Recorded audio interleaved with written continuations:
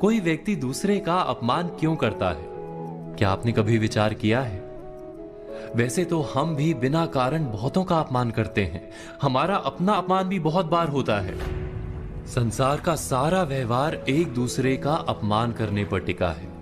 जैसे पति अपनी पत्नी का अपमान करता है, पिता अपनी संतानों का अपमान करता है, नौकरी देने वाला अपने नौकर का अपमान करता है, अर्थात जो भी बलवान है वो निर्बल का अपमान करता है।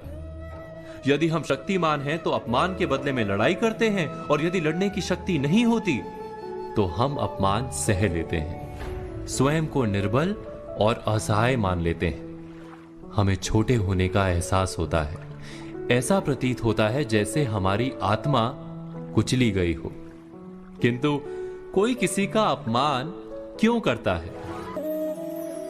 हम विचार कर रहे थे कि जब अपमान होता है तो मनुष्य को अपनी निर्बलता का एहसास होता है, और निर्बलता का बोध मनुष्य को कुचल देता है। वो अधिक से अधिक निर्बल बन जाता है, अत्याचार सहने की आदत सी पड़ जाती है, आत्मविश्वास का नाश हो जाता है। और जब आत्मविश्वास नहीं होता तो मनुष्य शराब और जुए जैसे व्यसनों में सुख ढूंढता है, मन से रोगी बन जाता है। आखिर किसी भी मनुष्य की ऐसी दुर्गति कोई क्यों करता है? अपमान करने वाला वास्तव में क्या सिद्ध करना चाहता है? कभी गहराई से विचार किया है? हम विचार कर रहे थे कि कोई भी मनुष्य किसी का अपमान क्यों करता है।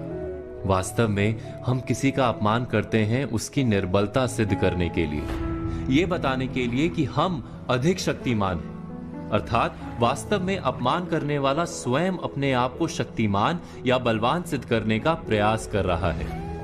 अपमान करने वाला हकीकत में अपनी शक्ति से आश्वस्त नहीं है, उसे अपनी शक्ति पर भरोसा नहीं है। दूसरों को चुनौती देकर वो अपनी शक्ति पर विश्वास प्राप्त करने की कोशिश करता है। क्या ये सच नहीं?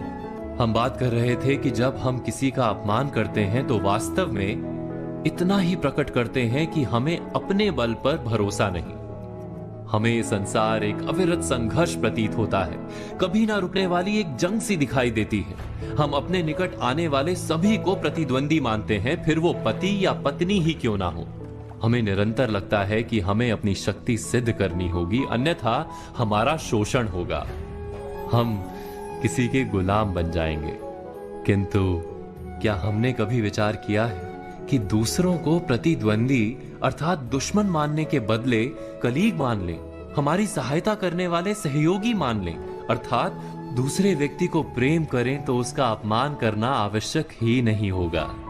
किंतु प्रेम करने के लिए आत्मविश्वास आवश्यक है। जिसे अपनी शक्ति पर विश्वास नहीं, वो प्रेम कर ही नहीं सकता।